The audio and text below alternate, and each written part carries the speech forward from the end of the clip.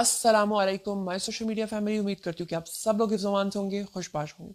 तो जैसा कि आप लोग जानते हैं कि मुस्तफ़ा आमिर कत्ल केस जो कि सिर्फ दो लड़कों की लड़ाई और फिर बाद में एक लड़की के मामले तक पहुंचा था और फिर वो डार्क वेब से होता हुआ कहाँ तक पहुंचा।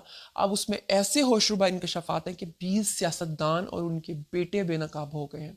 कैसे नशे का ये कारोबार इंटरनेशनल माफिया के साथ जाकर मिलता था, कैसे ये कनेक्शन वो जोमा नामी लड़की जो पकड़ी गई है उसने खोला है। अंदर की सारी कहानी पुलिस को पता चल गई है, लेकिन पुलिस ये डिटेल्स मंजरेआम पर आने नहीं दे रही। फाइनली जीआईटी बनाने का फैसला कर लिया गया है।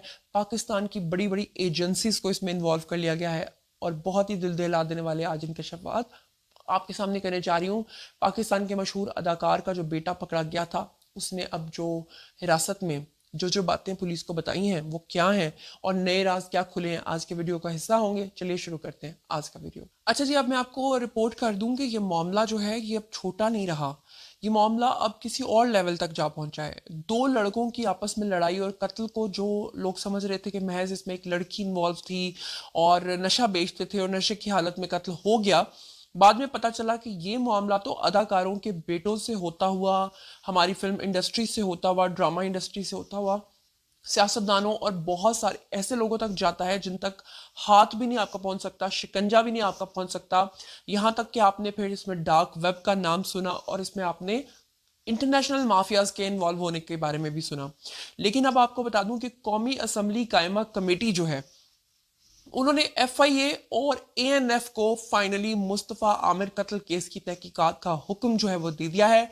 इसका जो दायरा कार है उसको और ज्यादा वसी कर दिया है।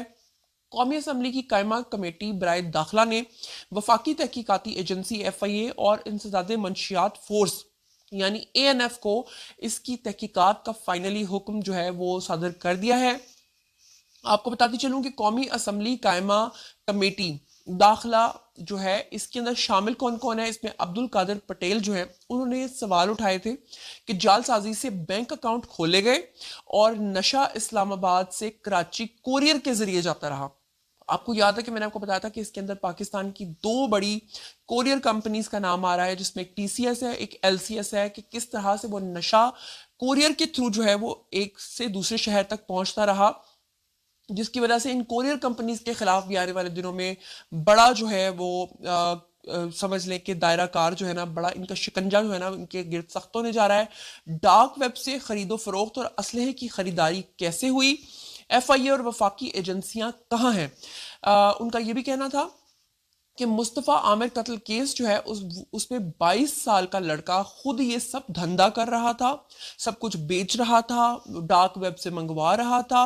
उन्होंने कहा कि समझ से बाहर है कि बगैर किसी सपोर्ट के 22 साल का लड़का ये सब कुछ कैसे कर रहा था। जाहिर बात है एक 22 साल का लड़का जो है वो आपके सामने फ्रंट फेस है। डेफिनेटली आप सोचें कि इसके पीछे जिनकी ईमा पर वो ये सब कुछ कर रहा होगा वो लोग कौन होंगे और कितने ताकतवर होंगे। शायद वो ही ताकतवर लोग हैं जिनकी वजह से आज साजिद हसन जैसे अदाकार जो है वो अपने बेटे की बैक पे खड़े होकर अपनी बतीसी निकाल के अपने बेटे को शाबाशी दे रहे होते हैं और बाद में कहते हैं कि वो अरमगान के कत्ल में तो शामिल नहीं है, अरमगान कत्ल केस में, लेकिन हाँ मेरा बेटा जो है वह नशा बेचता है। अच्छा, यहां पर आपको ये बता दूं कि मुस्तफ़ा आमिर कत्ल केस में 500 से जायद लैपटॉप्स जो हैं वो इधर उधर किए गए हैं, क्योंकि जैसे ही पता चला कि केस कहाँ का कहाँ पहुंच जाएगा तो सोचिए कि वो जिसने 500 लैपटॉप्स लेकर दिए होंगे उन लैपटॉप्स में क्या क्या कुछ था। इससे पहले भी आपको बता चुकी हूँ कि बहुत सारा डेटा इधर से उधर किया जा चुका है। यहां तक कि अरमगान जो है इसको जब गिरफ्तार करने के लिए पुलिस बाहर मौजूद थी तो उस वक्त भी ये काफी देर तक पुलिस का मुकाबला करता रहा, क्योंकि ये डेटा सारा डिलीट कर रहा था।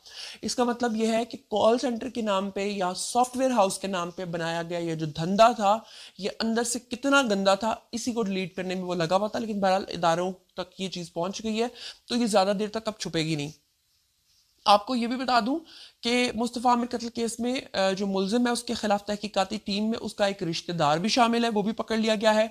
वो जोमा नामी लड़की भी पकड़ी गई है जो मैंने आपको पिछले व्लॉग में बताया था, जिसके ऊपर तशद्दुद किया था अरमगान ने मुस्तफ़ा के साथ। उसका खून जो है वो कारपेट के ऊपर लगा था, वहां से रिपोर्ट आई डीएनए की और वहां से पता चला था कि वो जोमा नामी लड़की है। कौमी असम्बली कायमा कमेटी दाखिला जो है उन्होंने मुस्तफ़ा आमिर कत्ल केस में एक जैली कमेटी जो है वो बना दी है फाइनली। एडिशनल सेक्रेटरी दाखिला जो है उनका कहना था कि बेहतर होगा कि मुस्तफ़ा आमिर कत्ल केस में जीआईटी भी बना दी जाए क्योंकि ये मामला अब छोटे लेवल पर नहीं रहा। मेंबर कमेटी नबील गबोल जो है उनका कहना था कि जीआईटी का कयाम जो है वो कमेटी के इख्तियार में नहीं है। और डायरेक्टर एफआईए जो है उनका कहना ये था कि आज से मुस्तफ़ा आमिर कत्ल केस की तहकीकात का आगाज जो है वो हो जाएगा। सिंध पुलिस जो है इसके ऊपर ऑलरेडी तहकीकात कर रही है, जबकि हमारे पास जब चीजें आएंगी तो हम तहकीक करेंगे, ये उनका कहना है।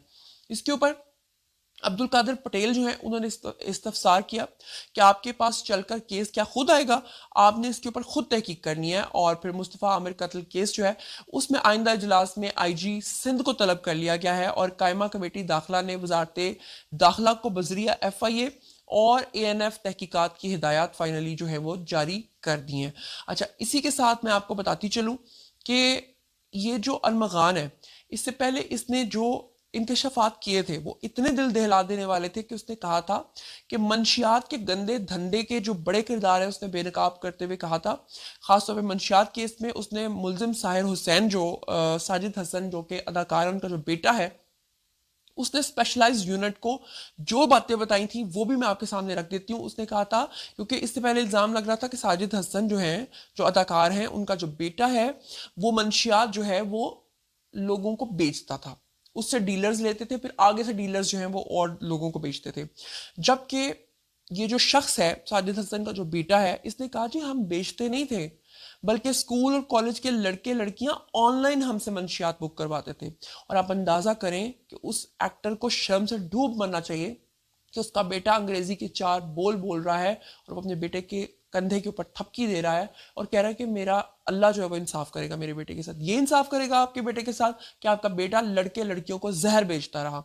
बहरहाल साहिर हसन ने जो इंकशाफात किए हैं उसमें मंशियात के गंदे धंधे के बड़े किरदार भी उसने बेनकाब किए हैं, जो आने वाले दिनों में जब आप नाम सुनेंगे तो आप खुद हैरान रह जाएंगे। मंशियात केस के मुलजिम साहिर हुसैन ने स्पेशलाइज्ड यूनिट को सब कुछ बताया। उसने बताया कि कैसे इसमें बड़े बड़े बिजनेसमैन शामिल हैं, सियासतदान शामिल हैं।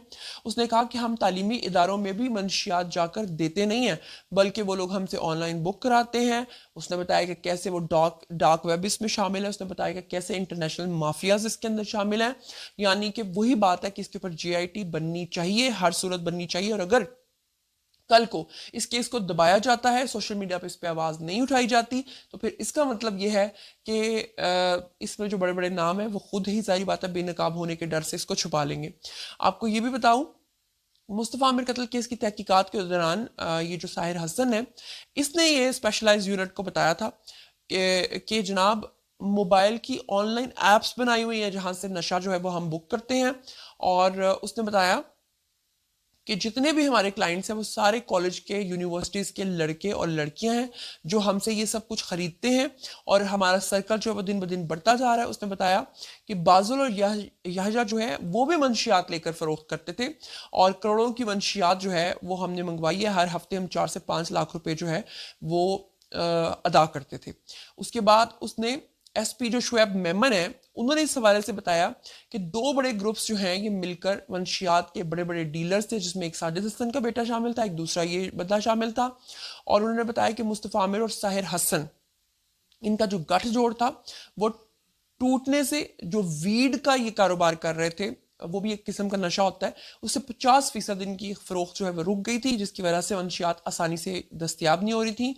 और मजीद कहना था कि वीड फरोख्त करने वाले 20 किरदार और भी हैं जो मंजर आम से फिलहाल गायब हो चुके हैं। ये वो लोग हैं, जैसे ही केस मंजर आम पर आया तो उन्हें समझ आ गया था कि तहकीकात का दायरा हम तक बढ़ेगा तो मामला बहुत आगे तक जाएंगे। और ये वो लोग हैं जिनके बारे में मुबैना तौर पर कहा जा रहा है कि ये बड़े बड़े सियासतदान, उनके बच्चे और शोबिज इंडस्ट्री के कुछ लोग हैं जो फौरी तौर पर टिकट्स करा के रातों रात जो है पाकिस्तान से बाहर भाग गए हैं। लेकिन पुलिस जो है वो इनके घेरा खिलाफ तंग कर रही है। और वीट जो है ख़ासतौर पे इसके बारे में कहा जा रहा है कि ईरान से भी मंगवाई जा रही थी और पुलिस जो है वो ईरानी वीट ग्रुप के खिलाफ भी घेरा जो है वो काफ़ी तंग कर रही है। और ऑनलाइन रकम जो है इसके जो वालिद हैं साजिद साहब, उनके मैनेजर के अकाउंट के अंदर ये बंदा मंगवाता था, इसीलिए वालिद जो है वो उसको थपकी दे रहे थे। और मुलजिम ने बताया कि वो 2 साल से ये वीड का कारोबार कर रहा था और कोरियर कंपनीज भी इसमें, जो मैंने आपको बताया कि इन्वॉल्व थी, और उनको वो इतने पैसे अदा करता था। और उसने कहा कि जी साहिर हसन जो है उसने ये भी कहा कि मुतअद्दिद कमर्शियल्स में मॉडलिंग, टीवी ड्रामाज में अदाकारी कर चुका हूँ। यानी कि मैं ये अदाकारी तो बाहर वो दिखाने के लिए कर रहा था, दरअसल वो अपने क्लाइंट्स बना रहा था इंडस्ट्री के अंदर। अब आप ये सोचिए कि एक साजिद हसन और उनका एक बेटा सिर्फ अभी मंजर आम पर आया है, जब 20 के करीब जो कहा जा रहा है पुलिस की तरफ से कि इसमें सियासतदान और बड़े बड़े एक्टर्स और इंडस्ट्री के लोग शामिल हैं, जब उनके नाम सामने आएंगे तो कितना हंगामा मचेगा। तो अब मुझे बताइए कि क्या ये मामला सिर्फ FIA तक रहना चाहिए या वाकई इसके ऊपर GIT बननी चाहिए? जो कुछ भी आप सोचते समझते हैं शेयर कीजिए, पर्सनली जवाब दूंगी।